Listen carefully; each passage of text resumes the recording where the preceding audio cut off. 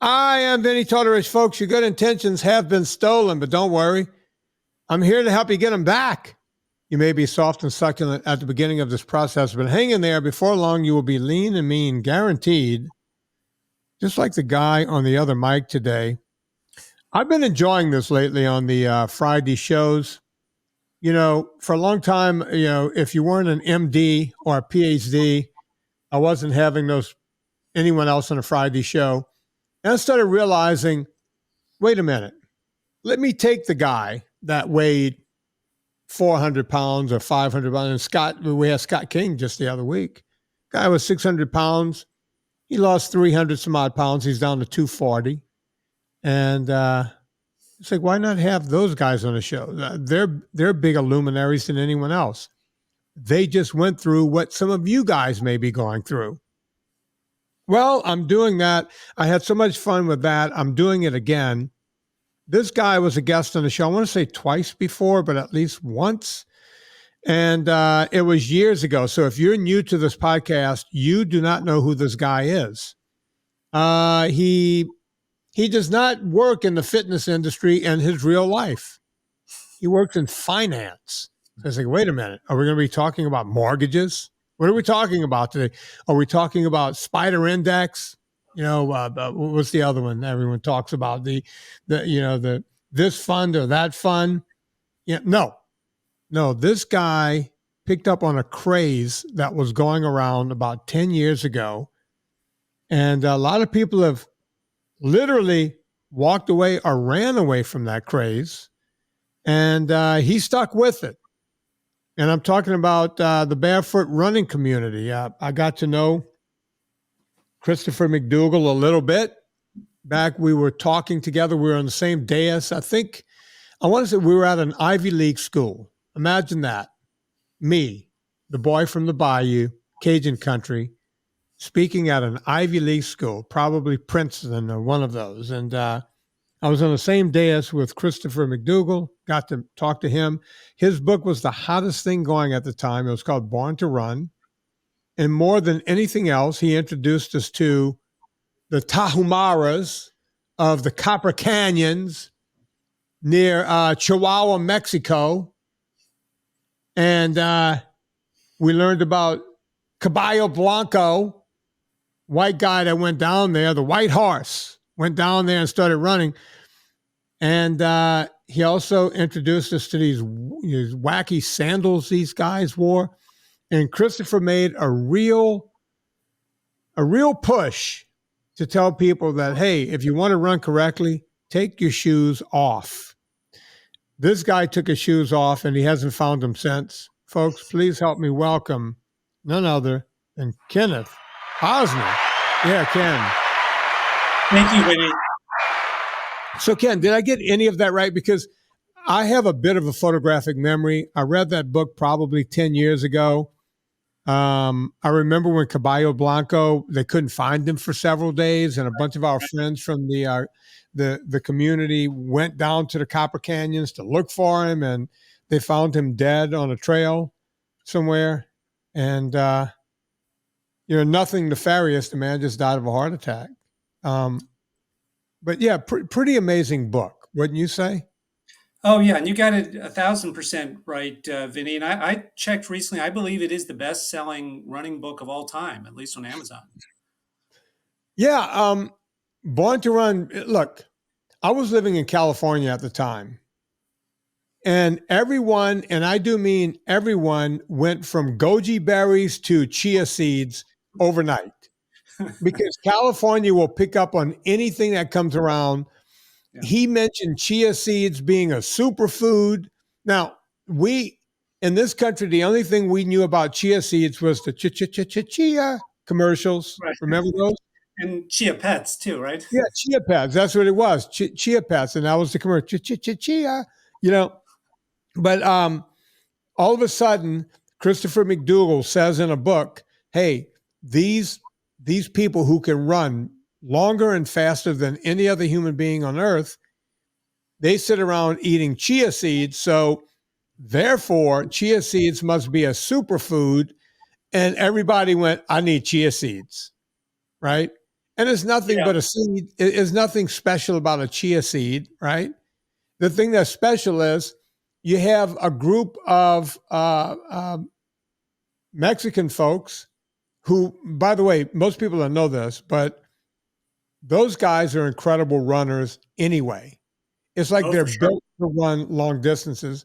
People know about you got the Kenyans and the Ethiopians. We know about Mhm. those guys, right? The Mexicans are short and the most part don't look like runners, right? Yet they can run long and fast. And I've seen it in action in ultra races. Any comments on that, Ken? Oh yeah, and I think Chris McDougall got it right in Caballo Banco, but they're not the only people who know about the Tarahumara. I mean, you can read Edward Abbey. He went down there and saw them, and there's a great book by a guy named Nabokov, an anthropologist. It's called Indian Running, and it's about the cultural aspects of running, and he's got a whole chapter on the Tarahumara and the postman who runs 70 miles a day or whatever it is to deliver the mail out there. And I imagine, Vinny, back in the day, everybody was run. Our ancestors, our distant ancestors, they had to move across the landscape. There are incredible stories in Nabokov's book about folks just you had to get the message out. So somebody picked up and ran 200 miles straight and no trails, right? So it's just across the country. Yeah, oddly enough, the trek to marathon to say that the war was won or the war was over Right? with. Sure. Nike, we won.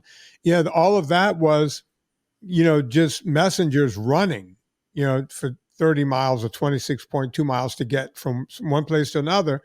And now we call that a marathon because they ran 2 marathons to deliver a message. And it, we're going to talk about barefoot running for the most part, but the history of all of this, and this is something, and I didn't even plan on getting into this, but I started thinking about those goddamn chia seeds. And now, I'm into it. When you think of it, people say to me all the time, I do these consults. People can sign up and talk to me for an hour or a half an hour, whatever they choose. And they'll say, how much aerobics should I be getting per week? And I'll say minimum 7 hours a week. And they go, that's crazy. That's an hour a day. And it's like, the crazy part is that you're not going 2 hours a day. And they go, Oh oh, yeah, well, yeah. you're a I hammer. try. I try for 2 hours a day, and it doesn't Yeah. have to be intense. It could be just walking.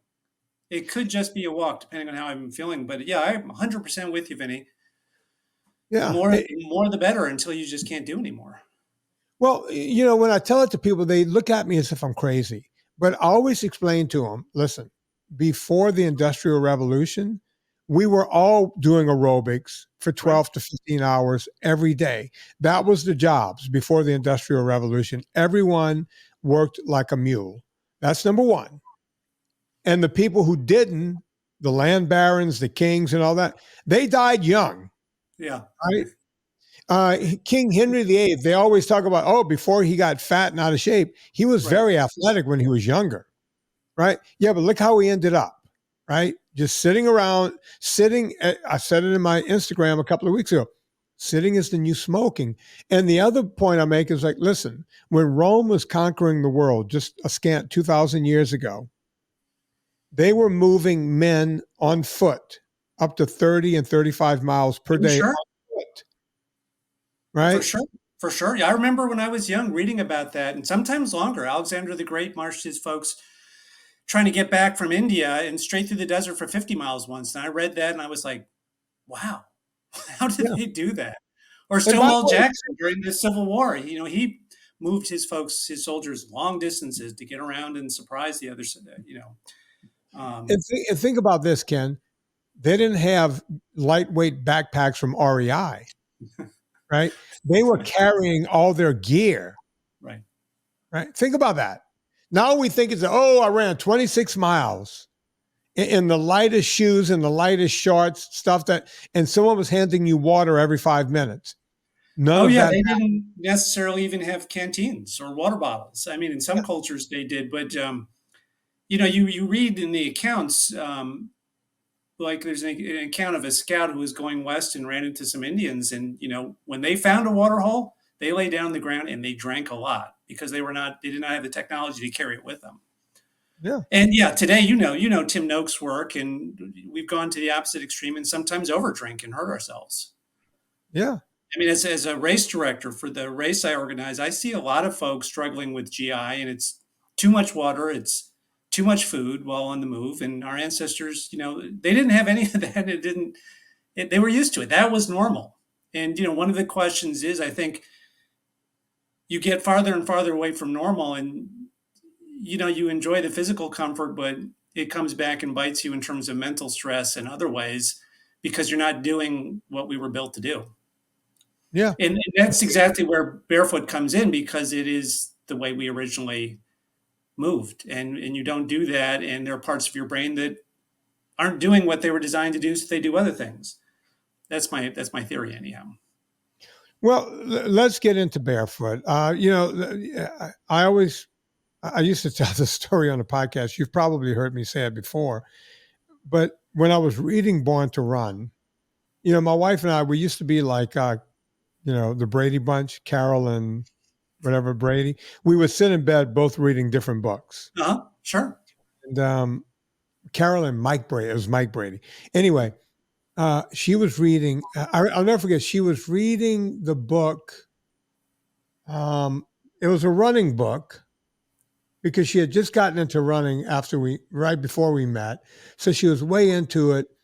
It was the guy, Chi Running, that guy. Danny Myers. Yeah, Danny Myers. I remember reading that a long time ago, for sure. Yeah, so she was reading Chi Running, and she was asking me about the technique, and I was like, yeah, basically he's teaching you to do form running, the way we were taught to run correctly and the whole thing. And I'm sitting right next to her, like 1 foot away, and I'm reading Born to Run. And at some point, I started laughing hysterically. And she goes, "What's so funny?" And I said, "This guy is telling people to run barefooted because it's going to correct your gait, it's going to correct this, that, and the other thing." And she goes, "Why is that funny?" I said, "Because Running Magazine counts on Nike and Merrell and every other shoe company to sell. You can't sell feet, right? This guy's saying take your shoes off. If this takes off, runner's world is going to end today." Right. Right. Well, they figured out how to sell barefoot shoes, so that's the best of all possible worlds. And nobody saw that coming. I mean, Vibram had these water shoes that they made for people on sailboats and this kind of thing, because Vibram only made soles for every other shoe, as you know. Right. All of a sudden, they made this, the first time they actually made a shoe. It was called the Vibram 5-finger, and it was meant for people because stand-up paddle boarding was becoming a thing and all this stuff. So they were trying to create the world's first water shoe, and that's what they did. So, and I used to wear those all the time. I loved them. Yeah, they were great. So that's what everyone started using as barefoot running shoes. So take us through your history. Tell us about, obviously you read Christopher. Is that where it started for you? You bought the book just like me and lying in bed, or what happened? Yeah, well, pretty much. And I had been wearing orthotics in my shoes for a number of years, and we're starting to get tired of them. And so I started to think about minimalist shoes. And so I read Born to Run, and I'm like, I get the theory.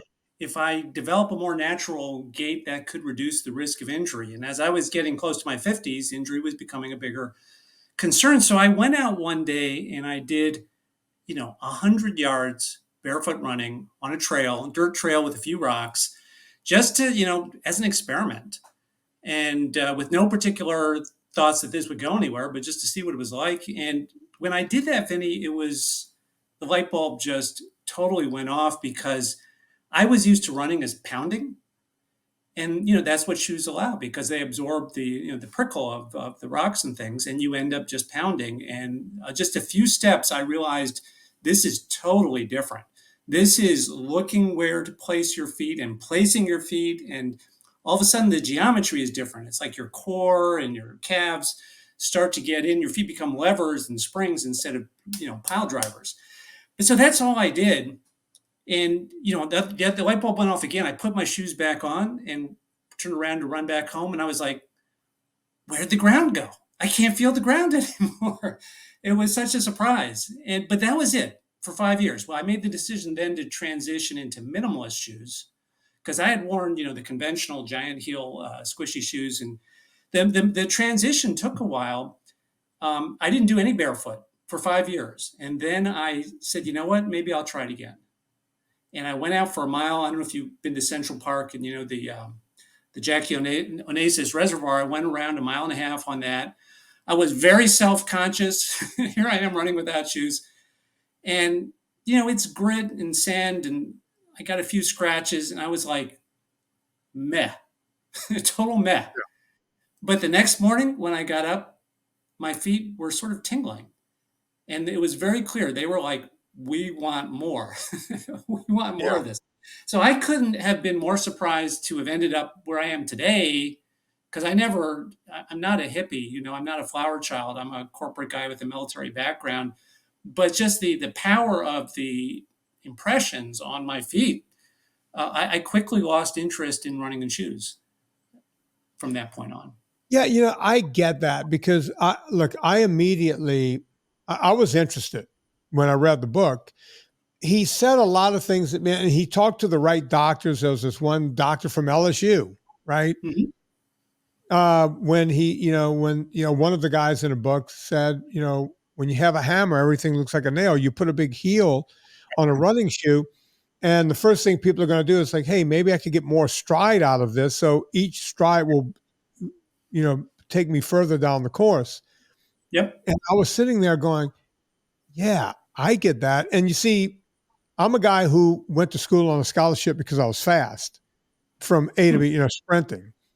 And I thought to myself, it's like, God, when we sprint, we do take much shorter steps. Like, we're not trying to lengthen it out. If you watch football players, the ones that are really fast, right?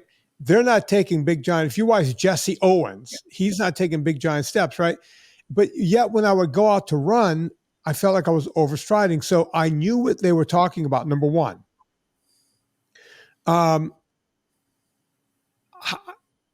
I went out to Calabasas High School to the track, and I didn't get on the track. I went on the infield, right, on the soccer/football field.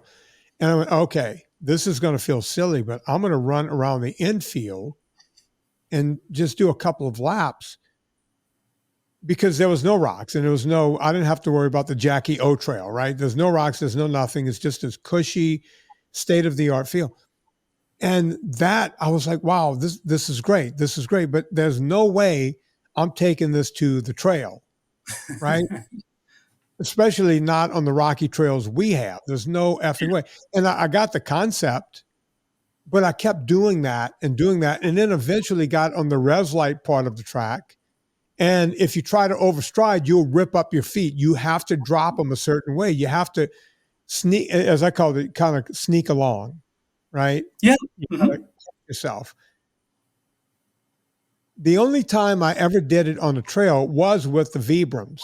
And by the way, I bought 2 pair of Vibrams. I still have one of the pairs. One of them, I use them in my kayak. I still use them. Sure. But for whatever reason, I got away from the barefoot running. The one thing I did keep was I always ran in racing flats. Sure. Like Brooks, Innovate and Brooks both makes a really yeah. That's what I wore. I wore Brooks, and then I moved to Innovate. And Innovate's some beautiful zero drop. Just they weighed like 4 ounces. They were just beautiful. Yeah, and those are although I'm kind of lying, because whenever I go up and down Mount Whitney or things like that, I use a thicker sole shoe, but with a real wide toe box. You've got 100 switchbacks there, and you're not even halfway down. Well, I'll tell you. Here's what I think. The reason that the barefoot running craze it didn't go very far, it's because people are addicted to speed. And I love speed too, but I'm a little bit older, so I know speed isn't everything that I can focus on. And the problem with speed is we're used to going to a certain speed in shoes, and we're used to going out with friends who are in shoes and going at a certain speed. The reality is barefoot is going to be slower. Now, maybe not at the track, right? I mean, when I'm on a smooth pavement, I can, in a local race, win my age group. I can do pretty well. But if you put me on gravel or a really rocky trail, I'm going to be walking. So there is a reality to barefoot, and but it the but I love the Vibrams, but the Vibrams are not the same thing as going totally barefoot. And the way I think about it, I went from pounding in conventional shoes to those minimalist shoes. It was more like tapping. But when I go all the way barefoot, it's a totally different experience. It's completely light-footed, and there's no sensation of pounding or even tapping. You're just moving across the ground, unless there are obstacles or rocks or challenges, and then you got to deal with that. But it also makes it super intense because you've got to pay attention to every step. You can't afford to step on the thumbtack or the glass or the dog poo or whatever Right. obstacles might be out there. So it's super intense. And to me, that just creates this amazing experience. I have so much fun. I can't prove scientifically that barefoot, Chris McDougall's thesis that it will prevent injuries, but I really haven't had a lot of injuries running barefoot. And I just feel like everything works beautifully. Now, I don't necessarily always go as fast as I want. And I get out of breath too, and I get hot and slow down. But, just the mechanics feel really good. So over the years since we've spoken, when you first started doing this, 12,000 miles barefooted? Yeah, yeah.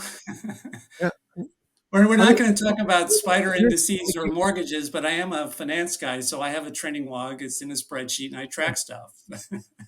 I mean, look, most people did it for 5 minutes, and I did it for 5 minutes, and Right, I right. thought it was great and this and that. But once I gave myself a bit of a stone bruise, even in the Yep. vibrams on a trail, and I was like, at some point you literally go, fuck this, because I was still training people full time. I can't be limping around, Right, right, right. and I would take clients hiking and running and everything else. And here I am with a stone bruise going, oh yeah, this could have been completely avoided had I had running shoes on. Sure, sure. So guys like me went away from it, but I understood the benefits of it. And I still did it over at the track because the track was very, very local to where I was living. And going back to Serena, because Serena took that whole chi running thing to a crazy level where she went to to South Carolina, North Carolina, wherever, and did the whole deal, right? Yeah. Hmm. And she became like a chi running expert or coach or whatever they Oh, call them. nice. And the bottom line is what they were teaching them to do is what naturally happens when you take your shoes Yeah, off, yeah, right? So yeah. I mean, shoes are a great technology, but I did 2 years ago. I hiked the John Muir Trail, so that was 211 miles, and I did it all barefoot. It was very really, difficult. Yeah, it was very difficult. But wow, one of the things I kept thinking about was, our ancestors, our distant ancestors, because they didn't. I mean, they may have had moccasins or sandals, but not always, and they didn't typically wear them in the summer. And I was just thinking to myself, you know what? They would have probably been amazingly agile compared to me, with super tough feet compared to me. But when they needed to get somewhere, they would have had to get there. And that means at some point their feet would have hurt too, just like mine. So, to me, it was just part of the intensity that I'm craving. And I think that's what people want in working out. We were talking about how much cardio to do. I think many of us have a craving for the kind of intensity that we just don't get typically sitting behind a laptop. yeah, yeah. All right, so I have quite, we could get back into fitness in a Yeah. second. I have questions about your feet. Have you seen, you said you were wearing orthotics, right? Yep. Obviously, no orthotics anymore. And have you seen your feet change physically? Do you have a better arch in your foot? Do you have a stronger foot? What have you seen happen to your feet over the past, what has it been, 7 or 10 years? I can't Been remember. about been about 10 years. Okay. 10 years in 100. I just did my 101st barefoot race, so of which 23 are marathons and ultras. And I do a lot of hiking, so I've climbed 381 mountains now without shoes. But here's what's changed. And as I was getting towards the end, because I was doing a lot of ultras and other things, as I was getting to the end of that phase of my athletic career, PTs and other folks were starting to notice that my feet were really turning in. So I've always had low arches, but like doing squats and things, just way too much. I guess that's inversion. Hmm. And I think when your feet are in shoes, you don't pay any attention to them, right? And so one of the things I've noticed without shoes is I've become, for example, very focused on my big toes because those are the key, or at least part of the key to activating that arch. You press down your heel, you press down the big toe, you don't need to worry about the other toes. And so, yeah, I wouldn't say my arches have gone from low arches to high arches, but yeah, my feet are much stronger now. Oh, absolutely, for sure. And the um, the arches feel much stronger. I'm always conscious of that. And by the way, one of the things, you don't have to jump straight into barefoot running, Right. right? Barefoot running is going to be a transition, just like changing any kind of footwear. It's going to be a multi-year transition, but you can probably go barefoot hiking or barefoot walking. And so just walking on like a sidewalk, for example, I'm very conscious of landing on the edge of the heel, pressing in with my big toe. By the way, when I first started wearing minimalist shoes, I couldn't walk on the sidewalk. Really? Why not? Yeah, because, and these were innovates with, not a lot of cushion, but a quarter inch of rubber. It just tore up. I mean, it just was too painful on my heels. Right. And so I Wow. ended up walking on the front of my feet and that tore up my calves. Right. So what you've got here is, is trying to readapt and relearn. Here's the problem, which I think the 4 foot heel strike debate sort of misses. What happens is you lose your core engagement, right? And that comes from shoes and from sitting. And Right. you can walk on your heels barefoot. I can walk all day. I can run on my heels barefoot, but I'm using my core muscles to absorb the shock. And Right. that's what gets totally lost. And that's why, wearing shoes is going to have some cost on your posture and your agility and your balance. It may be a lot or maybe a little. Um, but part of what makes barefoot fun is when the body works properly. That's Right. just inherently joyful, whether you're going fast or slow, short or long distance. It's just fun to operate yourself the way you're supposed to move. Yeah. It's funny. I've had a lifetime love of cowboy boots. Wore them from the time I was a little kid. It's funny because I had a friend in California who gay guy, and gay guys are way into fashion and what Uh-huh. cutting edge right now, right? And he, I remember when he was like, in 1991, he was like, "Oh my God, cowboy boots! To get those things off, you can't be seen with those." And then Right. 6 months later, he was going, "Where can I go to buy cowboy?" And because they came back, and that's what I told him. I said, "Victor, no matter what, cowboy boots will go in and out of fashion 1,000 more times before I die. I've known that since I was 6, and I got my first pair of 5. Whenever I got my first pair, and the thing the tough part about cowboy boots is the heel, right? We shouldn't be walking on heels. Yep.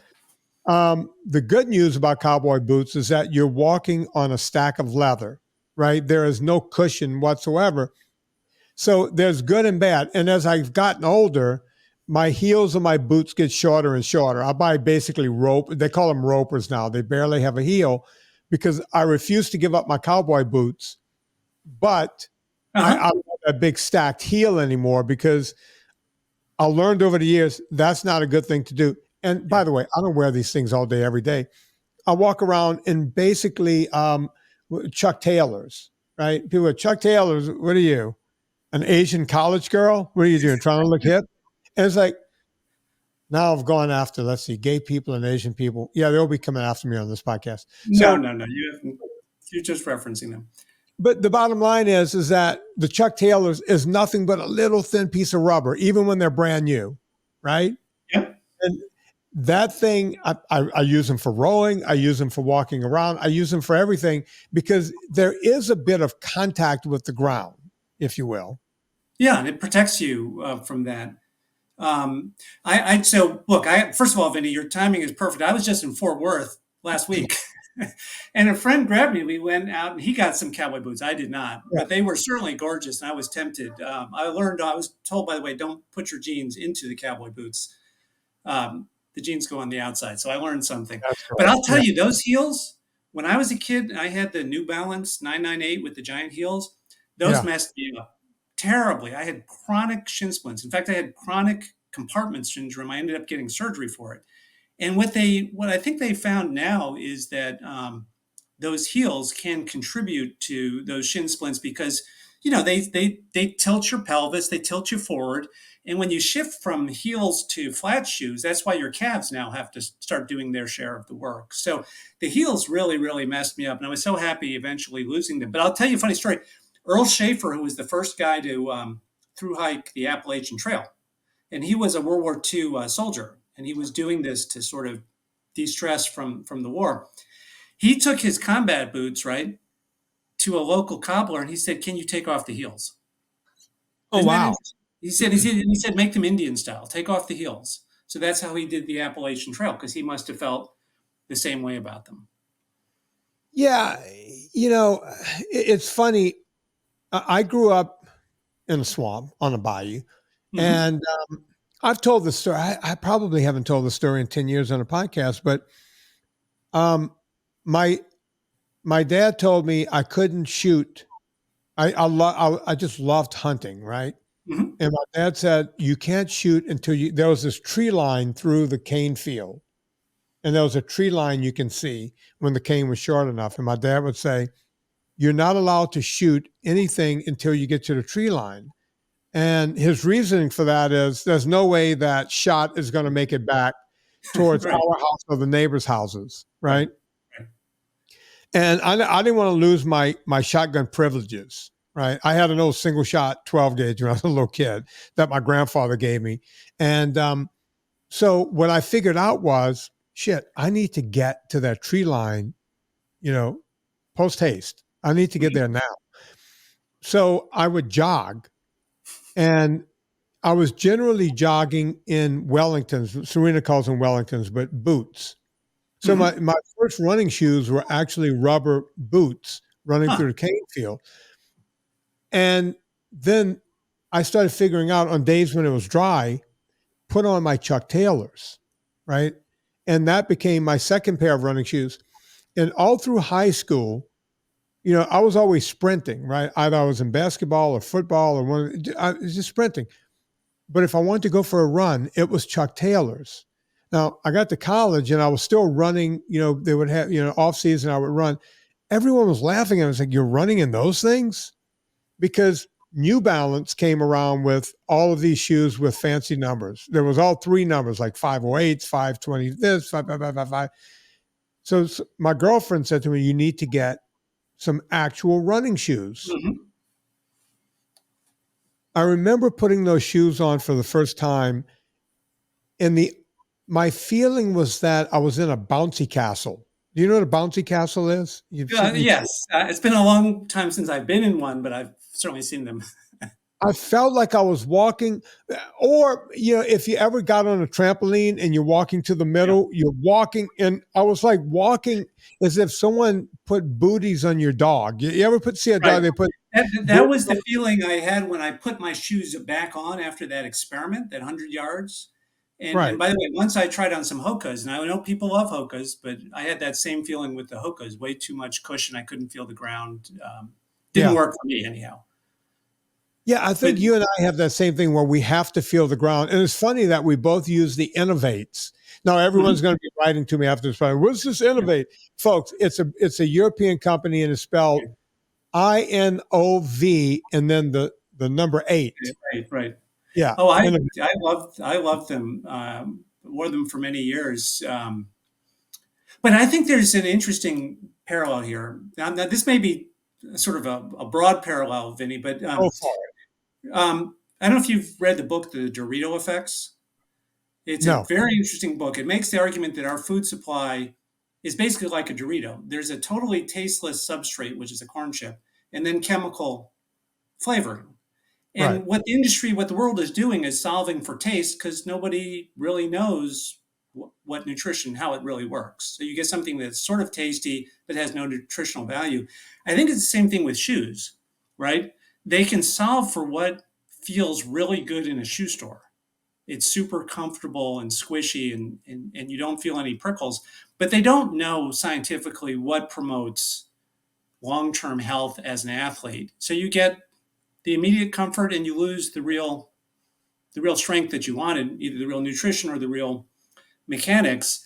Now that's just a theory, but I think in both cases, and I think what Chris McDougall in his pals in that book were doing was looking backwards in time to try and reconnect with some of those, sources of real primal strength that we sometimes lose sight of in the modern world.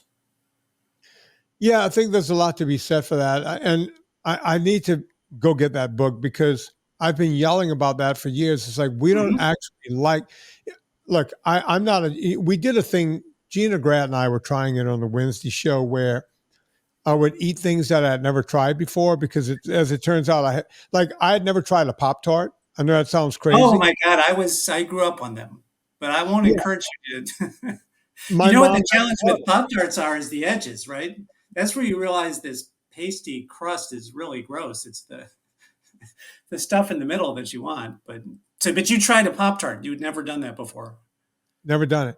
Yeah. And and I even broke, like, I bit into it and it's like, you're right. It tasted like I had glue in my mouth, Yeah. glue and sugar, and it didn't taste like anything. It was supposed to be, I think, a strawberry Pop Tart.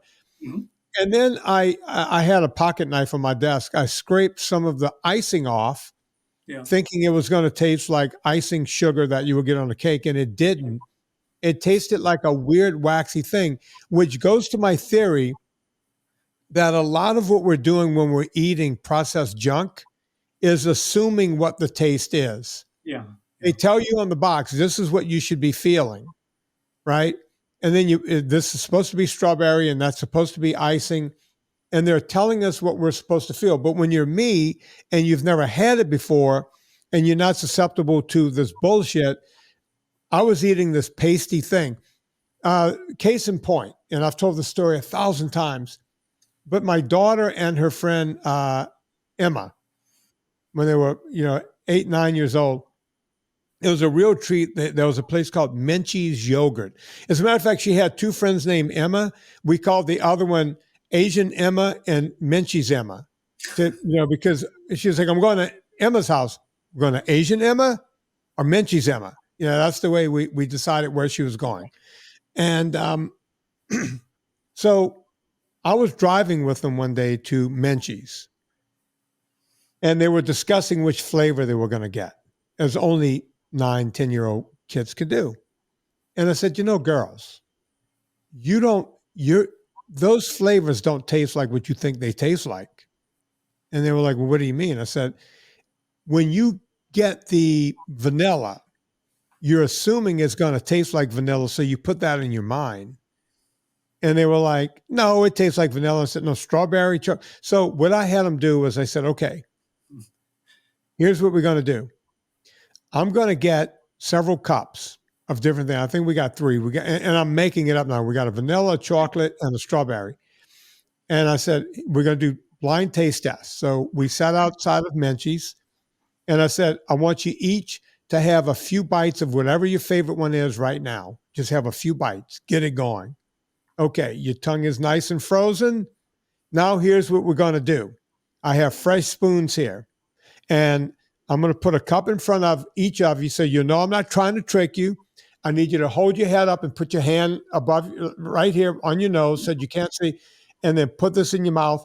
And they were putting them in their mouth. They couldn't guess chocolate from vanilla from strawberry. I think Can you imagine? it right Can one. you imagine eating a Pop Tart blindfolded? That would just be disgusting. But here's the problem, Vinny. I mean, the problem is they've got scientists, really smart scientists, who are mixing the chemicals, and Yeah. maybe they're also creating involved in the advertising and the packaging too, and they're creating something that sells. They get immediate feedback if it sells, and nobody knows if it's good or bad for you, except we're all discovering, and thanks to you and your work, I think we're all discovering it's not so good for us. So, but the feedback on sales is instantaneous. The feedback on nutrition is taking 50, 70 years now, right? For people Yeah. to figure out. There's a great book. I don't know if you've read it, called Salt, Sugar, Fat. I've heard about it. Yeah. That book will blow Yeah. your mind. This is a guy who worked in that industry for years. And the way the food companies look at it is they look at your stomach as real estate, right? So they boil it down to how much real estate can we take up in your stomach? So Doritos going, okay, can we get 20% real estate in someone's stomach before Pop-Tarts come in and take another 15%? They're all fighting for stomach real estate. I wish I was making this up. No, In a I know you're not. Yeah, yeah. This guy is like, the food companies will pay way more money to a scientist than Amgen or a drug company or someone who can make something to save their life. The food companies will pay these guys double to come in and Sure. chemically change. Because the problem is, let's go back to the Dorito. The problem is not getting Ken Posner to buy Doritos one time, right? Doritos can't make a living that way. This addiction has to be so powerful that you bring these Doritos home from the grocery store, you consume them, you're back in the store a week later, they need Ken Posner thinking about, oh shit, I need to go down the Doritos aisle and get those hot ranch cool. Whatever they are. Yeah.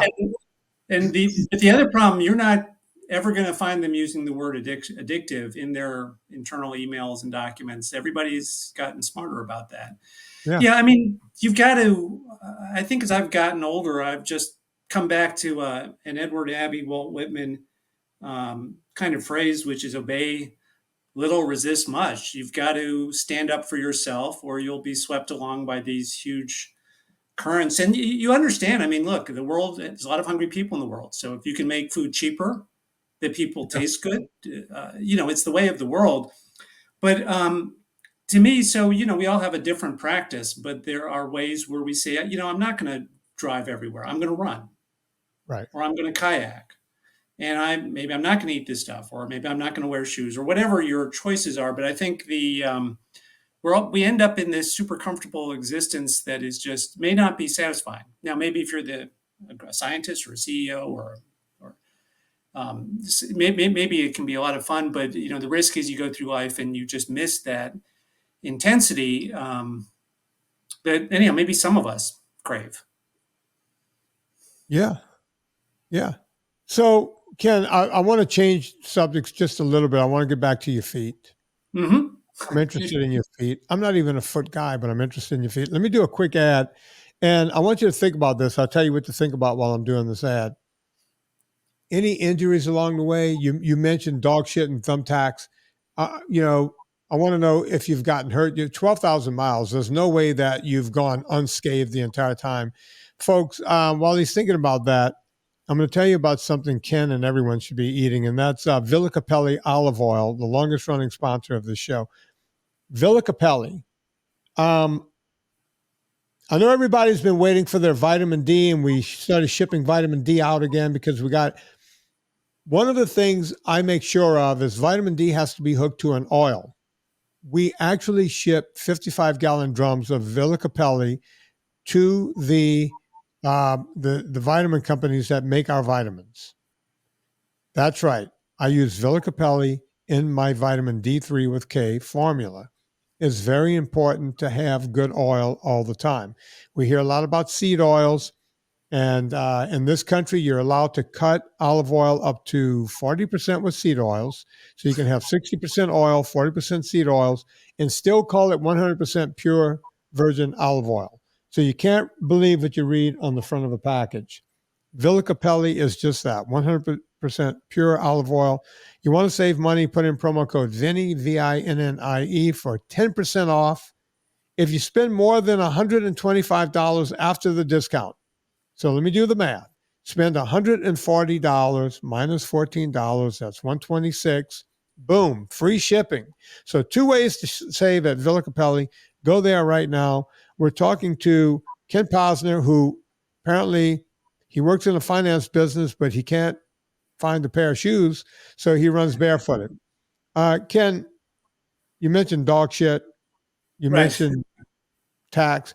I mentioned getting a stone bruise on my heel and, had to tiptoe around for a couple of weeks. Tell us about the injuries. There's no way you've hiked John Muir Trail. I'm getting ready to do a portion of John Muir's trail next month. Uh-huh. Again, The soft and succulent route up Whitney. I'm as you know, I'm just getting over chemo, and I'm going to see if I can make it to the top. I Oh, doubt I'm good going for to you. make it. I'm pretty weak. Um, but I just want to be out there and smell the pine trees and the Mhm. fresh air. So I'm going to go as high as I can. That's a pretty smooth trail as trails go. But the rest of the John Muir walk, I've been on portions of it up around Mammoth and all that. It's not all that smooth. Tell us about the injuries. There's no way you Yeah. went unscathed. Okay, so look, like we all are. I'm conscious of injuries, Vinny. Oh, by the way, thank you for the Villa Capelli olive oil. I endorse that. I've got it before. It's great, and I really appreciate that you're making sure it's 100% olive oil because that's a concern of me and others. You go to the grocery store, you can't tell. But so over 12,000 miles, about 10 years, when I was just starting out, I got a little tiny piece of glass in my foot and it was annoying. So I went to a nurse, a clinic, and I had to pay $150 and they fished it out with some tweezers. That's my lifetime barefoot injury medical expenses. Really? Yeah, I was running a marathon in the LBJ grasslands just north of Dallas. And about halfway through, I stepped on a stick and I was like, maybe I should stop and put some tape on. It was fine. Afterwards, my foot hurt. And the next day I was hobbling around. So I got out the reading glasses, the tweezers, pulled out a thorn, and then it was fine. So now snow and ice is a limiter. So Right. I have gone a little bit too far in cold situations. That's the worst pain I've ever experienced in my life. But you get over it a few weeks later and you learn not to do that again. That's about it. Besides some random scratches, a few band-aids and little bits of tape. On the John Muir Trail, by the way, it took me 3 years. The first year I went out and did it, I did 70% barefoot, 30% in shoes, because there were some places like getting down into the Senger Creek, which was too hot, too exposed, too rocky, too steep, and I couldn't hardly move. But I finally did the whole thing, and I would say you get to the rock cobbles in the passes. Just somebody came through with sledgehammers, and they're just grapefruit-sized chunks of rock. What you do is you go slowly, and you realize that there's always a spot to put your heel or to bridge from the heel to the toe, and you just go slower. But I did find sometimes because it's so hot, so dry, and I was going so long, I got a few little cracks on the side, and some ointment can help with that. By the end of that trek, yeah, my feet hurt for sure, Yeah. for sure. But feet are built for this kind of stuff. So that's really it. The only running injury I've had, I was running downhill and I jammed my knees a little bit or something. And as I've gotten older, I got to be more careful with my knees. But that's it. Now, when it comes to running in shoes, I believe at this point I've had every single possible injury you could have, starting with the chronic compartment syndrome, proximal hamstring, quadricep tensor tendon, posterior tibialis tendonitis. I've just had everything, calf strains, but the barefoot running, it's you're going to end up doing shorter distances, a little bit slower, and you're not going to have as great a risk of overuse. But when you get the alignment right, this is again my experience. I'm not trying to prove this for everybody. When you get the alignment right, you're not creating this stress at that weak link. And if the shoes interfere with your gait, you can be creating the pressure. And I think I had the posterior tibialis was for me the final issue with shoes that I think caught up with me over the years. Because again, with shoes, you're not paying attention to your feet. You're losing those. You're losing that perfect adjustment, and the risk is that can catch up to you at some point. Right. Now, if you're doing the whole John Muir Trail, obviously you're hiking in, you're carrying at least a 40-pound pack. Oh God, no, Vinny. I I did that when I was in my 20s. I got my weight eventually to about 30, and then eventually to about 25. You can save a lot of weight. So, for example, don't carry water Right. because there's lots of No one has to carry water anymore. We have these steri straws and everything yeah. else. So, yeah. I ended up carrying a little bit of water because sometimes we get hot, and I was like, you know what, I should have stopped at the last stream. But so I was able to get it to plus or minus around 20 pounds. That's all. Look, even when I do the soft and succulent route going up Whitney, I'm carrying 12 pounds. Now I start off with 2 liters of water. Yeah. And then I pump water on the way down. Actually, we don't pump them. We have those, the little squishy things with you just put the water in, you squeeze the water through it. You squeeze it. Yeah, that's what I use Yeah. too. Yeah. And I know a lot of guys, the guys that are like moving really fast, that like the Killian Jornet wannabes, they Yeah. carry nothing. They just have that thing in their hand. When they run past a stream, they just Right. Exactly. pick it up, and that's all they do. And maybe I should do that, right? I definitely could have done it last year because there was no 99 switchbacks. We just had to walk right up the middle because it was all snow. The snow never melted last year. Right. You know, that was like the world's worst, stair machine from 2,000 feet. But yeah, we got up there. Yeah. Well, I mean, those are the trade-offs, right? The whole art of it is making those trade-offs. And if you don't bring the water, it gets hot, you might be sorry. So I end up usually taking a half a liter, sometimes a little bit more. And that worked pretty well Yeah, for me. yeah. But I might try that this year. Just take 1 liter with me because that cuts the weight way down. I yeah. could probably get my backpack weight down to 8 pounds, 9 pounds, something like that.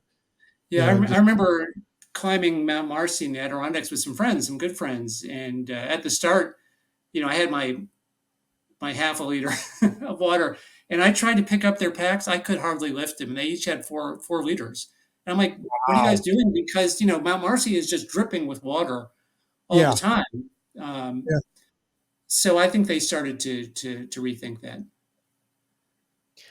Yeah, carrying all that water just makes no sense. Now, I do carry one of those little tiny, it's about this big. It's a one of those jet stoves because I Yeah, like to stop when I get to the top, I throw my little mocha pot on top, make a cappuccino. I call it cappuccino. It's just black coffee, but yeah. I call it Starbucks at the top. And sometimes on the way down, I'll stop 2/3 of the way down and have another coffee. Why not? You're supposed to be You, enjoying yourself. I went out there and I was going to leave coffee behind, and then at the John Muir Trail Ranch, they had a bin of giveaways, and I found some coffee, and I was like, I think I'll just, I've got to check out your coffee, Vinny. I have not checked it out. I will, Oh, because thanks. I'm guessing it's really, really, really good. But I'm a big coffee drinker too. But I'll tell you, Vinny, the hiking the John Muir Trail, it was just one of the defining experiences of my Yeah. life. I mean, it's just nothing like being out there. And I know this sounds a little bit of goofy, but when you're walking barefoot, whether it's in the California mountains or through, the Green Tunnel and on the East Coast, it's more like you're part of the forest instead of just pounding through it. And it's hard to describe, I think you just have to experience it. But I think there are a lot of people, if they're not in a hurry, right? And they can go a slower distance, they're going to have an experience going barefoot through the forest. It's more like prowling through the forest, right? Yeah. And I find a lot of times people are like, okay, I'm going to go to this point and then this point, and they're just off and they go and they don't look and they don't see the birds, they don't see the flowers, they don't see the trees.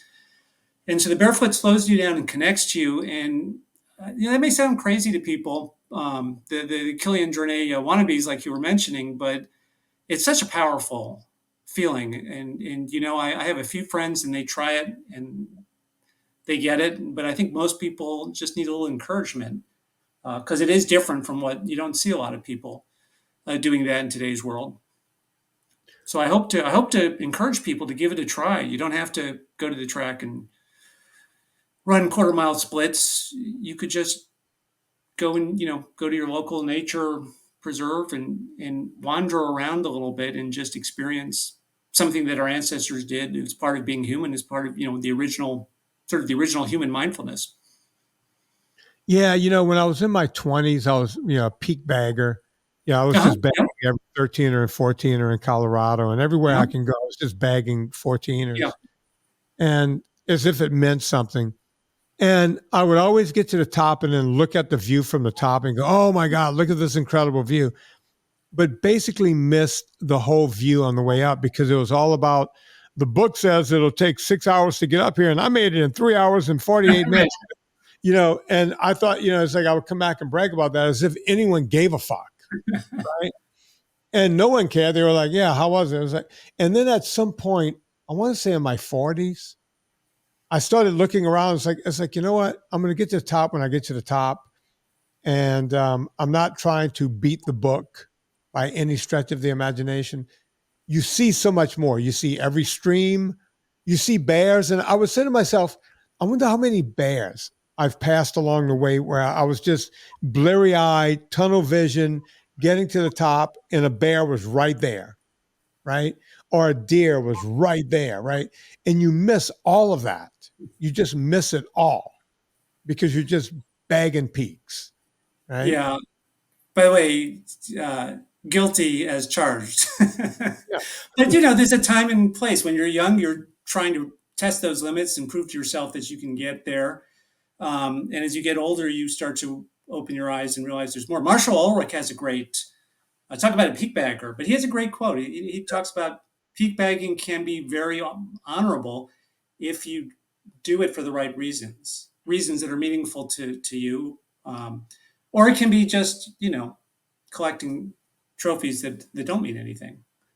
I love the mountains. So I've got a ridiculous personal challenge, Vinny, to climb 1,000 mountains barefoot. And Oh, wow. it's partly the rushing. I'm at 381 right now, but it's also, look, I'm a little bit older than the last time I was on your show, as it turns out. And so this is going to force me to manage myself as I get older, or I'm not going to accomplish it. And I do love being out in the mountains, and I'm an accountant, so I guess I love checking off boxes Yeah. in spreadsheets. It gives a little bit of a structure, but I also know that it doesn't mean anything to anybody except for me. It means a lot to me for reasons that may or may not make sense. But it's back to what you were saying. For the cardio, it's not about an hour. It would be about as much as is meaningful and makes you feel good. That's really what we want. I think people to understand. It's not just work. It's joy. It's part of our life. Yeah, and a lot of times people don't understand why we do the things we do. We're talking about people used to have to do it to live or to conquer another country. There's a guy I'm going to be climbing with this summer, Crazy Jack. I don't know if you know who Crazy Jack is. No one's going to ever come close to this record. He scaled Whitney 211 times. Oh goodness! Wow. And he's going for 212 and 213. He's going to climb it, I think, right before I get there. And then myself and my buddy Don Coddington. It's the billionaire Don Coddington's Friday 5 o'clock blast off. Me and Don are supposed to do it with him again the next day. This man is in his mid to late 70s. Oh and wow! He's still bagging the same peak. He has no interest in going anywhere else. His wife, last summer, we were with Crazy Jack, and I was like, Jack, where's your wife? And he's like, she's in Europe. It's like, what's she doing in Europe? It's like, she's climbing in Europe. It's like, why didn't you go? He goes, because I want to climb this mountain again. It's like, Jack, that's why they call you Crazy Jack. You do realize that, right? But yeah, it's like everyone's got their thing, right? And I know you will get your 1,000 peaks. So just keep at it, man. Cool. Yeah. Ken, before I let you go, where can people find you if they want to keep up with you? I've got a website called barefootken.com, and that's got links to social media and other things, but barefootken.com. That's simple enough, folks. Barefootken.com. You know what to do with me. We all go shopping on Amazon. Before you go there, go to VinnieTortorich.com, click through the banner. It puts coal on the fire, gets my train down the track. I know I'm going to say this and you guys really won't listen, but listen this one time. Rate and review this podcast. Everyone says that at the end of their shows. If you're on YouTube, click the subscribe button. But it matters, right? If you guys don't do that, then we all go away. So rate and review this podcast. Go check out barefootken.com. On behalf of Barefoot Ken Posner, my name is Vinnie Tortorich. Put life into living and do it with enthusiasm.